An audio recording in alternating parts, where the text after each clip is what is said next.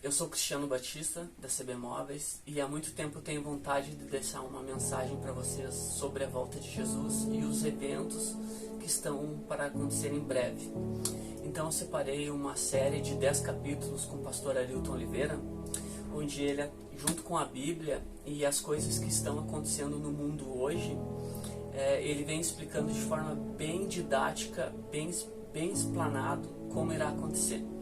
Essa série já foi feita há 3 anos, então, mas ela mostra bem as coisas que poderiam acontecer e hoje, 3 anos depois, já estão acontecendo. Então é muito legal. Se vocês gostarem, tem algumas outras séries que ele fala muito boas e eu vou deixar na descrição aqui embaixo o canal dele para vocês poderem acompanhar.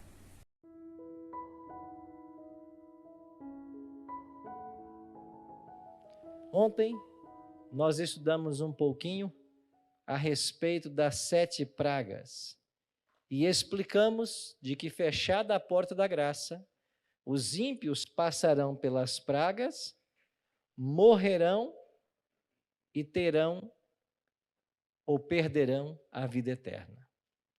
Por outro lado, após o fechamento da porta da graça, os salvos passarão pela angústia de Jacó, mas eles se salvarão e receberão a vida eterna. Então, todo ser humano que estiver vivo, nesse momento final da história, se ele estiver salvo, ele passa pela angústia, mas finalmente estará salvo. Se ele não está salvo, ele recebe as pragas e depois ele está condenado eternamente. Então, esse é o tema de hoje, a angústia de Jacó. O próprio Cristo falou a respeito de um tempo de grande prova. Aqui em Mateus 24, 21, ele escreveu, ou disse, Porque nesse tempo haverá grande tribulação, como desde o princípio do mundo até agora não tem havido e nem jamais haverá. O próprio Cristo alertou a respeito desse tempo de prova. E o profeta Daniel também falou sobre isso no último capítulo do seu livro. Daniel escreveu assim: nesse tempo se levantará Miguel, o grande príncipe. Uma pausa aqui, quem é Miguel? No livro de Daniel, é o próprio Cristo. Então, nesse tempo, Cristo vai se levantar. Pastor, mas Miguel não é um anjo? Não, Miguel é um título de Cristo. Você está lembrado que no Antigo Testamento, no Cristo pré-encarnado, ele apareceu muitas vezes na forma de um anjo, mas esse aqui não é um anjo comum. É o próprio Cristo que assume o título de Miguel, quando ele enfrenta as forças do mal. E nesse tempo ele vai se levantar. Quem é ele? É o grande príncipe, é o defensor dos filhos do teu povo. E haverá um tempo de angústia qual nunca houve, desde que houve nação até aquele tempo. Mas naquele tempo será salvo o teu povo.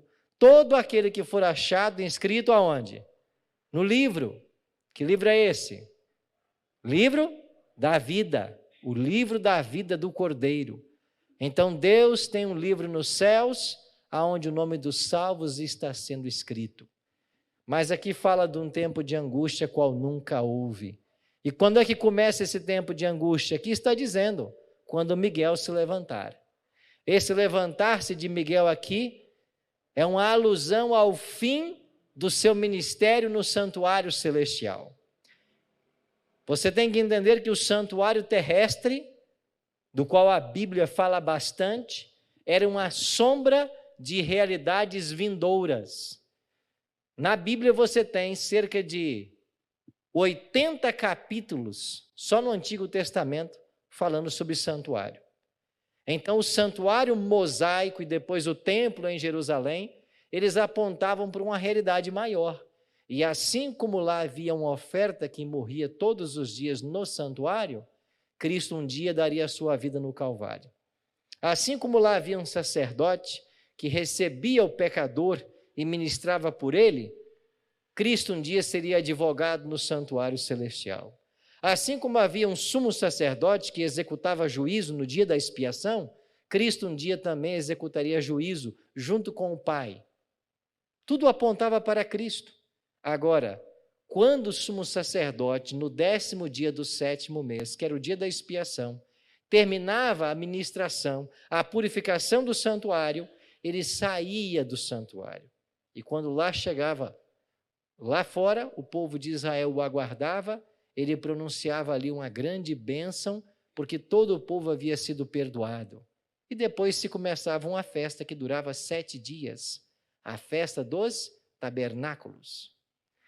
De igual forma, quando Cristo terminar a sua intercessão lá no santuário celestial, ele deixará o santuário para abençoar seu povo, e nós iremos para os céus celebrar também uma festa ao Senhor. Então, o fato de Cristo terminar o seu ofício no santuário marca o fim do tempo da graça. Caem as pragas. Os justos não receberão as pragas, mas eles passarão por essa grande tribulação. Uma prova de que Jesus deixará o santuário está aqui em Apocalipse 15:8. O santuário se encheu de fumaça procedente da glória de Deus e do seu poder, e ninguém podia penetrar no santuário, enquanto não se cumprissem os 7 flagelos dos 7 anjos. Os 7 anjos saíram com suas taças para derramar sobre os ímpios, e agora cada caso já está decidido. Apocalipse 22:11 diz: continue o injusto fazendo injustiça. Continue o imundo ainda sendo imundo. Ou seja, quem está perdido, está perdido. Agora, continue o justo na prática da justiça, e o santo continue a santificar-se. Os casos foram decididos. Os ímpios receberão então as pragas, mas os justos passarão pela angústia de Jacó. Então aqui nós temos um quadro do que vai acontecer daqui para frente com os 2 grupos. Hoje nós estamos aqui nessa linha do tempo, vai se fechar a porta da graça, quando Cristo deixar o santuário celestial, as pragas começarão a cair sobre os ímpios e os justos passarão pelo tempo que nós chamamos angústia de Jacó. Agora, por que nós falamos angústia de Jacó para esse período de provação? Isso é tomado da própria Bíblia. Aqui em Jeremias, no capítulo 30, o profeta escreveu: assim diz o Senhor, ouvimos uma voz de temor e não de paz. Perguntai, pois, e vede, se acaso um homem tem dores de parto. Porque vejo, pois, a cada homem com as mãos na cintura, como a que está dando à luz. E por que se tornaram pálidos todos os rostos? Ah, que grande é aquele dia, e não há outro semelhante. É tempo de angústia para Jacó. Ele, porém, se livra dela. Junto com a prova, já veio a promessa de libertação. Assim Deus trabalha. Ele fala das dificuldades que nós vamos enfrentar, mas ele já dá o alento. Nós vamos passar por ela, mas o Senhor vai nos livrar. E aqui na visão profética, parecia que um homem estava dando à luz. Qual era o seu sofrimento? E esse sofrimento fala a respeito desse tempo de angústia. Então, a experiência de Jacó, que lutou com um anjo, que passou por diversas provas, que teve o seu nome mudado e tornou-se pai das 12 tribos, esta experiência é usada agora para descrever a experiência que o povo de Deus terá antes da volta de Jesus. Deixa eu abrir um outro parênteses aqui. Pastor, eu nunca ouvi falar sobre isso. Nunca ouviu? Pois é, está aí na Bíblia. Você percebe quantos temas estão na Bíblia e às vezes não são estudados? E sabe o que é mais triste? Às vezes a gente se reúne todo dia em igrejas por aí, todo dia tem culto, mas às vezes nós ficamos presos apenas à questão dos dons espirituais.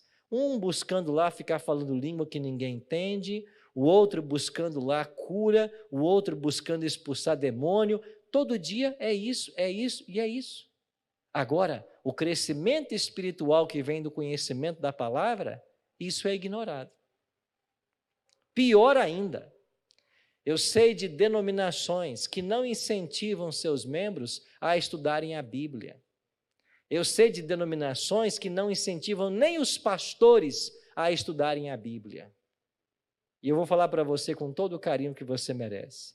E sabe por que eles fazem isso? Porque se todo mundo começar a estudar a Bíblia como deve, você vai descobrir certas coisas que as igrejas não estão ensinando. Esse é o problema. E muitos, para manter os membros no cabresto, desculpe a expressão, muitos, para manter os membros sob domínio, os deixam na ignorância, para que sejam sempre senhores da verdade. É por isso que eu sou apaixonado por essa igreja adventista. Você pega a nossa lição de estudo diário, olha quanta coisa a nossa lição estuda, quanta coisa ela ensina. A igreja incentiva constantemente seus membros a crescerem, a estudarem, a galgarem cada vez degraus mais altos no conhecimento. Por quê? Porque nós não temos medo de nada que está nesse livro. Nós não temos medo que você encontre numa página ou noutra alguma coisa que porventura não ensinamos. Nós não temos esse medo. Por quê? Porque tudo que está nesse livro nós ensinamos. Tudo. Uma vez alguém disse assim para mim: pastor, eu estou estudando a lição da escola sabatina, mas não estou entendendo muita coisa. Eu acho que eles tinham que tornar a lição mais simples. Eu disse: não, você está enganado. Nós temos que nivelar por cima. Nós temos que nivelar por cima. Não é tornar as coisas mais simples, é levar a igreja a conhecer mais, cada vez mais, cada vez mais. Porque de crente superficial, o mundo está cheio. E às vezes você encontra pessoas que se dizem cristãs, até carregando uma Bíblia, mas você faz uma pergunta simples sobre uma coisa ou outra e você logo descobre que a pessoa não sabe nada de Bíblia. Por que não sabe nada? Porque não estuda por conta, porque fica dependendo da sua liderança. E às vezes na igreja que frequenta, a palavra não é estudada, a palavra não é aberta, os versos não são explicados. E se por um lado nós temos algumas denominações que nunca abrem a Bíblia, ou quando abrem, abrem nos mesmos capítulos a vida inteira. Por outro lado, nós temos algumas denominações que quando abrem a Bíblia, eles querem lê-la toda num culto só. Outro dia eu fui visitar uma igreja, num culto de quarta-feira à noite. Eu não preciso mencionar o nome dessa igreja aqui, mas naquela quarta-feira à noite foi lido, ou foram lidos, 32 versos. Só que nenhum deles tinha conexão. Leram-se muitos versos, mas ninguém exauriu o significado de cada verso. Não havia uma cadeia temática, não havia uma sintonia no estudo que estava sendo feito. Você que está acompanhando essa série Eventos Finais, você percebe que a gente tem uma sequência lógica. Nós sabemos aonde nós começamos, aonde nós queremos chegar. Nós temos que avançar com conhecimento. A cada noite a gente caminha um pouquinho, volta um pouquinho atrás, relembra uma coisa, relembra a outra. Por quê? Porque este é o método pedagógico para a gente fixar na memória das pessoas o que a palavra de Deus ensina. Então a experiência de Jacó será a experiência dos salvos nesse tempo futuro. Eu pergunto, não é de interesse de todos nós conhecer isso? Nos prepararmos para isso? Porque se você não conhecer, você não vai se preparar. Então eu queria tocar em 3 pontos com vocês. Extrair da experiência de Jacó 3 elementos que nós também experimentaremos nessa angústia final. Primeiro, Jacó temeu pela vida. Lá em Gênesis, capítulo 30, 31, 32, 33, está o contexto dessa experiência de Jacó. Mas por que ele temeu pela vida? Porque ele havia roubado o direito de primogenitura de seu irmão, ele havia enganado seu irmão e seu pai, Esaú, ele havia fugido muitos anos longe de casa, mas agora que ele estava com esposas, com 13 filhos, Esaú vinha marchando contra ele, com 400 homens. E alguém veio e trouxe o recado. Aí vem teu irmão, com 400 soldados. E o que ele está querendo? Matar você, vingança. Então Jacó temeu pela vida, Esse é o ingrediente da experiência de Jacó. E o que vai acontecer conosco agora nesse tempo do fim? A mesma coisa. Nós iremos temer pela vida. E por que nossa vida estará ameaçada? Porque a profecia de Apocalipse 13, que já estudamos aqui nesta série, fala de um poder que vai sair do mar, de um poder que vai sair da terra, da união desses poderes e de 2 decretos que eles vão lançar. Um deles é chamado decreto de morte. E está aqui, em Apocalipse 13, 15. E foi-lhe dado comunicar fôlego à imagem da besta, para que não só a imagem falasse, como ainda fizesse morrer quantos não adorassem a imagem da besta. Nós já estudamos aqui a respeito desse poder, nesta série. Nós já identificamos esse poder que vai tentar usurpar o lugar de Deus. Ela vai tentar que os adoradores, que todos os habitantes da terra adorem como sendo o próprio Deus. E aqueles que não quiserem se submeter serão declarados réus de morte. Alguém que já passou por uma situação de ameaça, alguém ameaçando sua vida, deve ser algo muito desconfortante. E sabe o que vai acontecer? Por que é que eles vão querer matar os santos? Porque os ímpios estarão recebendo as pragas. E a conclusão que eles chegarão é a seguinte: as pragas estão caindo porque tem uma minoria que não adora a besta, que não acredita na santidade do domingo, que continua crendo no sábado. Então as pragas estão caindo pelo desagrado de Deus com esse grupo pequeno.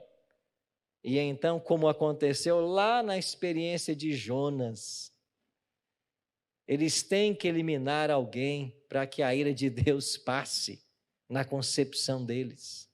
Lembra da história de Jonas?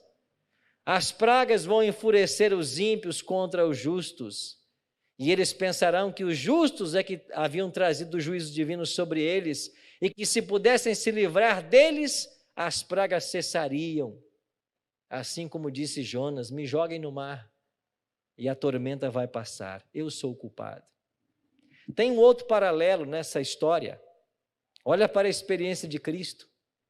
Foi Caifás quem disse: nem considerais que vos convém que morra um só homem pelo povo e que não venha a perecer toda a nação? É melhor que esse Cristo morra do que toda a nação judaica. Eles vão dizer a mesma coisa. É melhor que esses dissidentes, entre aspas, que não abraçam a santidade do domingo, morram, do que todos nós perecermos nestas pragas. É por isso que a vida será ameaçada. Então será feita uma proclamação de que todos os que não reverenciarem a instituição do domingo serão punidos com prisão e morte. Mas lembra da história de Daniel capítulo 3? Que é o paralelo de Apocalipse 13? Quando você estuda Apocalipse 13, o seu intertexto está aqui em Daniel 3. Você tem ali uma imagem sendo levantada para ser adorada, você tem um decreto de morte, você tem alguém querendo se passar por Deus, você tem também um remanescente. E assim como lá em Daniel 3, Ananias, Misael e Azarias não dobraram seus joelhos e não se prostraram diante da imagem de Nabucodonosor, ainda que isso lhe custou serem lançados na fornalha de fogo ardente, nesse tempo do fim, os salvos também não se prostrarão diante da besta, não vão abrir mão da lei de Deus, do sábado, e também serão ameaçados de morte. A boa notícia é que eles não morrerão. Eu vou voltar a esse tema. Segundo ponto de paralelo entre a experiência de Jacó em Gênesis e a experiência do remanescente no tempo do fim. Jacó não sabia se Deus o havia perdoado, e é por isso que Jacó lutou com Deus, e você vê lá o relato de que ele lutou fisicamente com Deus, e o anjo tentava se livrar de Jacó, e Jacó não soltava. E o que disse Jacó para o anjo? Enquanto você não me abençoar, eu não te solto. Eu não solto você enquanto você não me abençoar. Esta será a experiência pela qual passará o povo de Deus.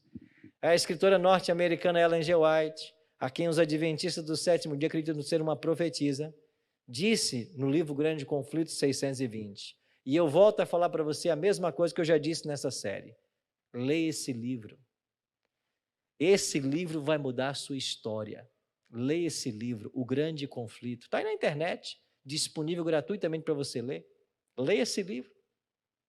E ele, na página 620, ela escreveu assim: no tempo de angústia, se o povo de Deus tivesse pecados não confessados, que surgissem diante deles, enquanto torturados pelo temor e angústia, seriam vencidos.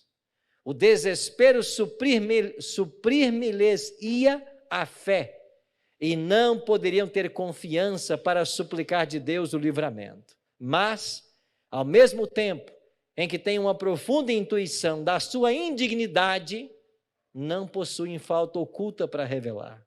Seus pecados foram examinados e extinguidos no juízo. Ou seja, todos os pecados foram confessados antes do fechamento da porta da graça.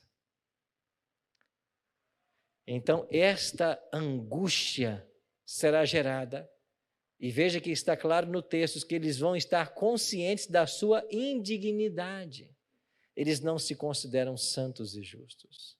E, finalmente, Jacó temeu pela segurança da família. E você sabe do relato, o que fez Jacó? Enviou vários presentes para Esaú, para apaziguar a ira de Esaú, para tentar desviar o propósito que Esaú tinha de tirar-lhe a vida. Enviou vários presentes, e além de enviar vários presentes, ele colocou a sua família lá no final da sua multidão. Ele temeu pela família. O que vai acontecer nesse tempo final da história? Ellen G. White se inscreveu nos Lugares Celestiais, página 344. Está prestes a sobrevir ao povo de Deus o tempo de angústia. Ela está tomando a expressão de Jeremias 30.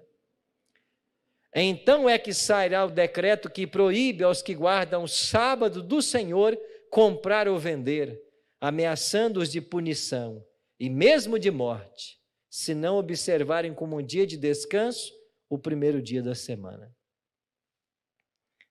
Aqui em Jacareí, onde nós moramos, quando precisa de qualquer coisa, você vai numa rede chibata de supermercados. E a gente vai no chibata e encontra lá todos os amigos ali fazendo compras. Tudo o que você precisa, o chibata tem. Agora você guarda o sábado, você não pode mais entrar no chibata. Você não pode comprar mais nada em lugar nenhum. Agora olha para essa foto.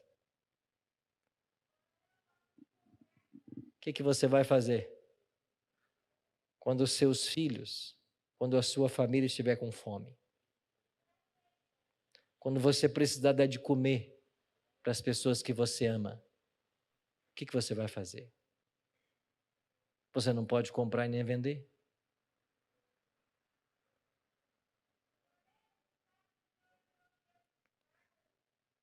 Nem a mais criativa descrição que eu poderia fazer para vocês nessa noite vai chegar aos pés do que vai ser esse momento de prova.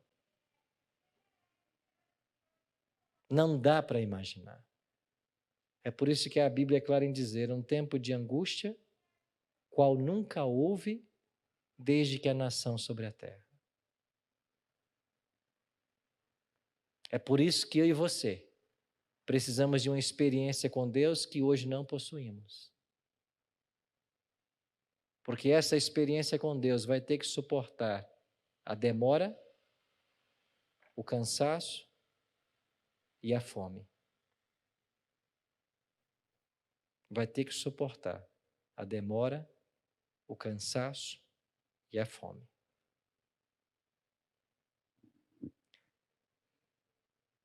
E o que dizer dos mais idosos que nós amamos? Aqui está a Dona Adelaide, 85 anos, Maria, 85. Eu queria mostrar alguns textos para vocês de Ellen G. White. Talvez alguns de vocês conheçam, talvez outros não. Olha o que Ellen G. White escreveu.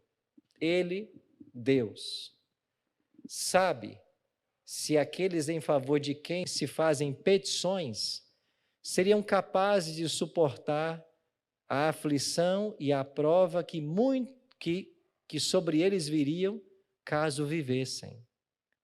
Muitos serão levados a repousar antes que a prova de fogo do tempo de tribulação venha sobre o mundo. Muitos. Deus, em sua infinita misericórdia, vai permitir que muitos descansem, porque eles não suportariam passar por esse tempo de prova. Ela vai mais além. Ela tem um texto que me chama mais atenção. O Senhor muitas vezes me instruiu de que muitos pequeninos hão de ser removidos do tempo de angústia. Havemos de ver nossos filhos de novo.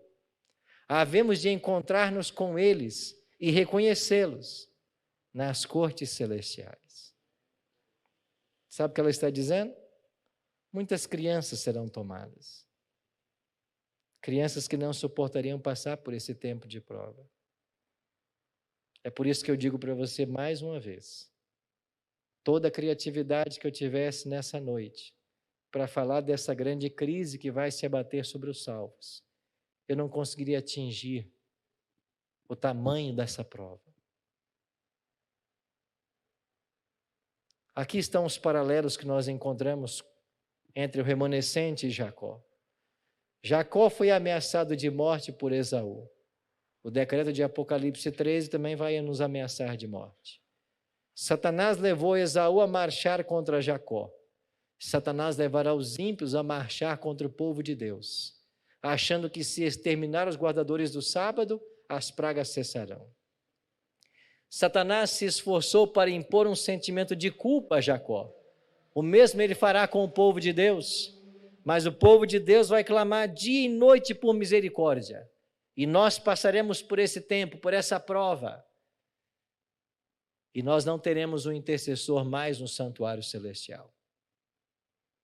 Jacó já havia se arrependido de seu pecado. O mesmo deve acontecer conosco. Todo pecado tem que ser confessado. Imediatamente. Nós não podemos continuar na prática do pecado. Nós não podemos brincar com o pecado. Porque se esse tempo chegar e a nossa vida não estiver de acordo com a vontade de Deus, nós não suportaremos a prova. E finalmente Jacó venceu. Não pela força física. O anjo podia simplesmente se desgarrar de Jacó, mas o anjo estava ali, cumprindo a vontade para salvar Jacó. E o anjo simplesmente toca em Jacó, para que ele solte, mas a bênção foi dada. Nós vamos lutar com Deus também, vamos nos agarrar às suas promessas, e nós também seremos salvos.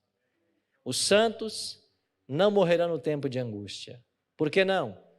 Ellen G. White assim escreveu: se o sangue das fiéis testemunhas de Cristo fosse derramado nessa ocasião, não seria como o sangue dos mártires, qual semente lançada a fim de produzir uma messe para Deus. Os mártires, quando morreram, sua morte foi um testemunho, e muitos se convertiam por causa dessas mortes. É por isso que Tertuliano, um dos pais da igreja lá do primeiro século, o que ele disse? O sangue dos mártires é semente. Quanto mais se mata, mais se converte. Mas nesse tempo, não. O Espírito Santo se retirou dos ímpios. Não há mais conversão. Então, a morte de um santo seria uma vitória para o reino das trevas. Deus não permitirá que os seus santos mais morram.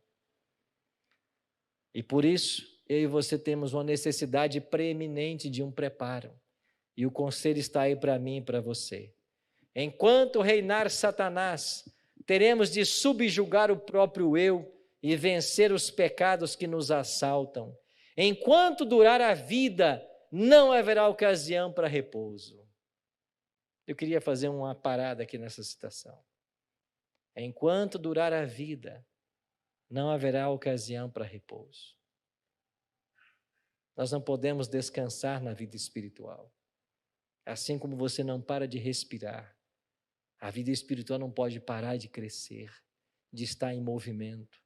Avançar com Deus, avançar no conhecimento da palavra, avançar na sua caminhada, avançar no cumprimento da missão, nós não podemos parar. Nós temos que a cada dia dar um novo passo. Nós temos que a cada dia nos colocarmos nas mãos de Deus para irmos mais longe, fazermos mais, sermos mais usados, porque é isto que importa finalmente. Eu não trouxe para vocês aqui vários textos que eu li, mas um deles, ela diz claramente, de que nos adianta acumular tesouros nessa terra, se nós não empregarmos isso para o bem daqueles que nós amamos e para o avanço da causa de Deus, chegará o tempo em que esses bens não terão nenhum valor e não haverá mais a oportunidade de aplicá-los também para que o Evangelho avance. Eu não estou aqui pregando uma pobreza voluntária, que você venda tudo, dê para a igreja e viva na miséria. Eu não estou pregando isso. Eu estou pregando que você tem que ter um planejamento. Porque se o seu coração está nas coisas desse mundo, pode ser que estas coisas segurem você na hora de deixar tudo para trás. E quando nós não pudermos comprar e nem vender, qual será a nossa única saída? Sair das grandes cidades, depois das pequenas cidades, em busca do alimento, da sobrevivência. E imagine você se o nosso coração estiver nas posses que Deus nos confiou como mordomos. Muitos agirão como a mulher de Ló. E na hora que tem que sair, não, mas eu não posso, porque eu tenho muita coisa atrás. E eles vão virar para trás, para essas coisas, e também vão se perder como se perdeu a mulher de Ló. Por isso, não haverá ocasião para repouso. Nenhum ponto, escreveu Ellen G. White, a que possamos atingir e dizer, alcancei tudo completamente. E olha que frase, a santificação é o resultado de uma obediência que dura quanto tempo? Uma vida. Uma vida. Santificação é obra de uma vida toda. Eu vou trazer à sua memória um texto que eu já li essa noite aqui, Apocalipse 22, 11. O que diz lá? Continue o santo a santificar-se. Quer dizer que fechada a porta da graça, os salvos já estão salvos, mas ele ainda tem que crescer em santidade. Continue a santificar-se. Por quê? Porque o fim do pecado não é no fechamento da porta da graça. O fim do pecado é no ato da glorificação. E no nosso próximo encontro, você vai entender isso melhor. Nós vamos estudar aqui a respeito da volta de Jesus. E na glorificação, quando Jesus voltar, o pecado de nós será arrancado. Aí então, e só então, nós estaremos livres do pecado. E eu termino com esse texto. Dá-se muitas vezes o caso de supor maior a angústia do que em realidade o é.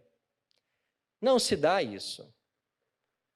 Porém, com relação à crise diante de nós, a mais vívida descrição não pode atingir a grandeza daquela prova.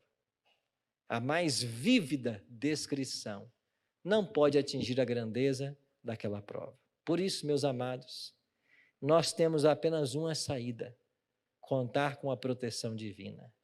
E sabe o que Deus promete para mim e para você? Olha aqui.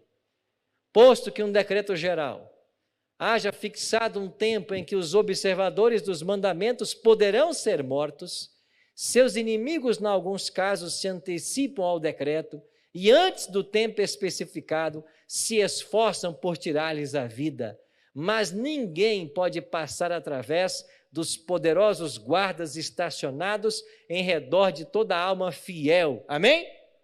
Ninguém pode passar. Os anjos, em forma de guerreiros, olha ali, alguns são assaltados ao fugirem das cidades e vilas, mas as espadas contra eles levantadas se quebram e caem tão impotentes como a palha. Outros são defendidos por anjos sob a forma de guerreiros. Nós vamos ser guardados. Nós estaremos debaixo da proteção divina. E quem é que vai cuidar de você e de mim? Os anjos. A promessa de Deus é: os anjos do Senhor se acampam ao redor dos que o temem e os livra.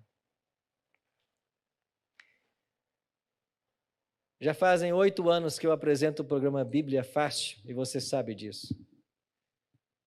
Todas as vezes levamos 10 pessoas para participar das gravações.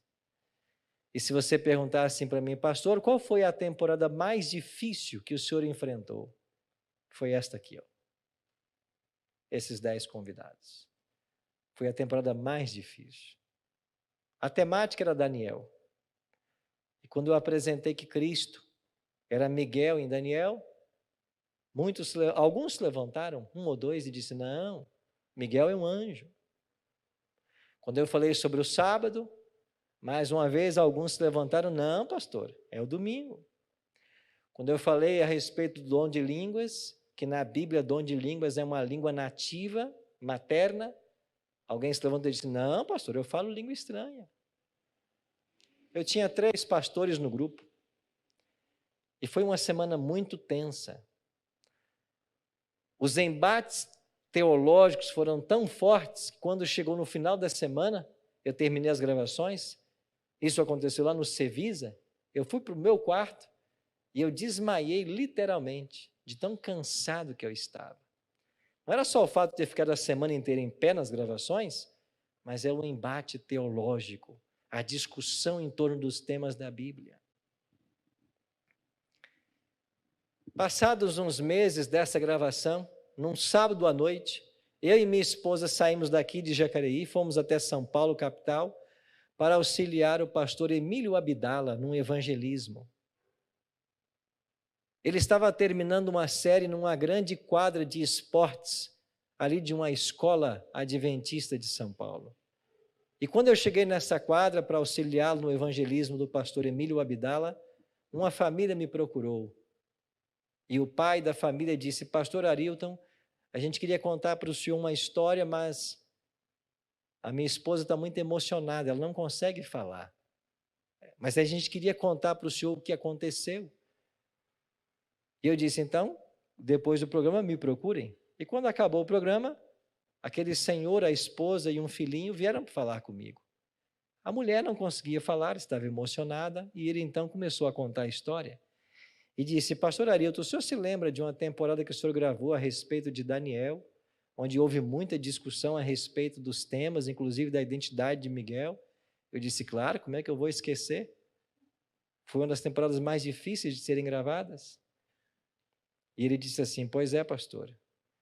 Nós estávamos num sábado à tarde, eu, minha esposa e meu filho, que aqui está, assistindo essa programação. E enquanto o senhor discutia a respeito da identidade de Miguel no livro de Daniel, esse meu filho que aqui está, ele estava assistindo com a gente, e de repente ele deu um pulo do sofá, correu para junto da TV e disse, papai, mamãe, olha aqui na TV. E nós perguntamos, o que, filho? E ele disse, um anjo ao lado do pastor Arilton. E eles disseram, mas filho, nós não estamos vendo nada. E ele disse, papai, mamãe, olhem aqui, ao lado do pastor Arilton, vocês não estão vendo? Um anjo. E meses depois dessa gravação, por voz de um garoto, Marcos Gabriel, é que eu fui ter a certeza de Deus que todas as vezes que você se levantar para abrir a palavra e ensinar a verdade, os anjos do Senhor vão estar com você. Esses mesmos anjos que hoje nos acompanham, que nos protegem, eles vão nos guardar no tempo final. E sabe o que vai acontecer? Está se aproximando o dia em que o poderoso anjo de Deus, que com as suas asas abertas protegem esse planeta, inclusive os ímpios, ele fechará suas asas e voará para o céu. O mundo será entregue a Satanás. Por quê? Porque todo mundo teve a sua chance. E talvez você está me assistindo agora, porque Deus quer dar para você agora mais uma chance de você se preparar. Se você me acompanhou até aqui, nesses quase 40 minutos, é porque o Espírito Santo de Deus tem trabalhado com você. E eu queria fazer um convite muito especial para você que me assiste agora. Entrega a tua vida a Cristo. Busca o reino dos céus em primeiro lugar. E vamos nos preparar para essa grande crise. Sabe por quê? Porque nós vamos passar por ela. Por maior que seja a crise, nós iremos passar por ela. E se Deus, na sua infinita misericórdia, souber que eu ou você não suportaríamos passar, Ele vai nos fazer repousar antes. É por isso que o Apocalipse diz que o Senhor vela pela morte dos seus santos. Ele coloca-os para dormir por um breve tempo, porque eles vão fechar os olhos na morte e vão abri-los na vida eterna. Eu não sei quanto tempo você tem, quanto tempo eu tenho. Eu não sei se nos planos do Senhor está que nós passemos por esse tempo de angústia.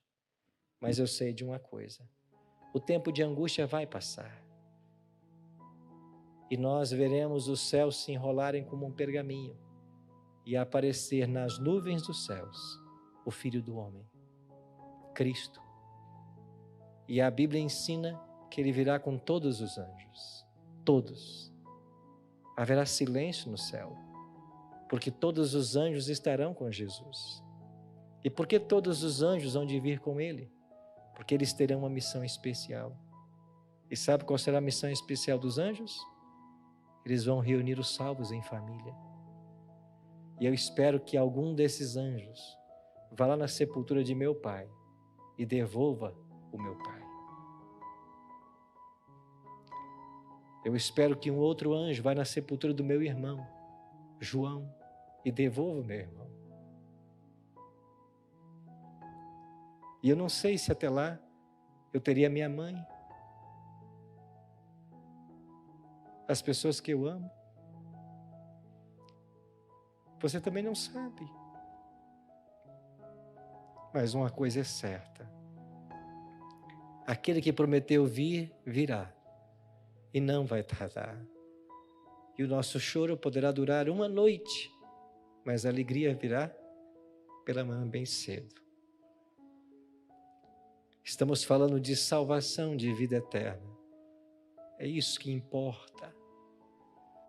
E como pastor, o que às vezes dói o nosso coração é saber que tanta gente por aí está na igreja todo dia, mas esse tema está surpreendendo você, porque você está há 30 anos dentro de uma igreja, há 40 anos numa igreja, há 50 anos numa igreja, e nunca ouviu falar desse tempo de tribulação. Ou talvez ensinaram para você que nós não passaremos por essa tribulação. Alguns falam num pré-tribulacionismo, pós-tribulacionismo. As pessoas estão confusas, mas os textos que lemos da palavra de Deus hoje é para dizer para você: esse é o caminho, andai por ele. E o que você vai fazer diante das verdades que Deus está nos revelando? Eu espero que você faça uma coisa: que você se coloque inteiramente nas mãos do Senhor, que você se entregue para Ele e que você viva para Ele. Esse será o grande encontro. Eis que cedo venho, disse Jesus, e comigo está o galardão. Ele vem para dar a recompensa para mim e para você. Vamos orar? Pai querido, Muito obrigado pelas promessas da tua palavra, de que ainda que seja grande a angústia de Jacó, em Jeremias 30, o Senhor nos promete nos livrar dela. Nós seremos libertos, porque aos teus anjos dará ordem para que cuidem de nós. Nós seremos libertos porque a tua promessa é que o pão será dado e as águas serão certas.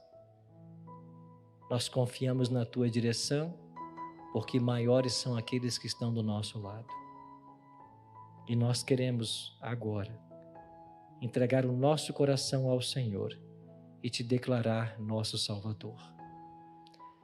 Nos abençoa, Pai, e nos prepara para os eventos finais da história desse mundo. E um dia, depois que tudo isso passar, nós queremos estar lá no mar de vidro, celebrando o Cordeiro. Por isso, abençoa todos nós. Aos amigos que nos assistem agora pela internet, que o teu Espírito abrace-os agora, que eles sintam a tua presença agora, nesse exato momento, que os teus anjos façam companhia para eles, e que o Senhor opere na vida deles os milagres que eles tanto precisam. Tome conta de todos nós. É a nossa oração, em nome e por amor de Jesus. Amém.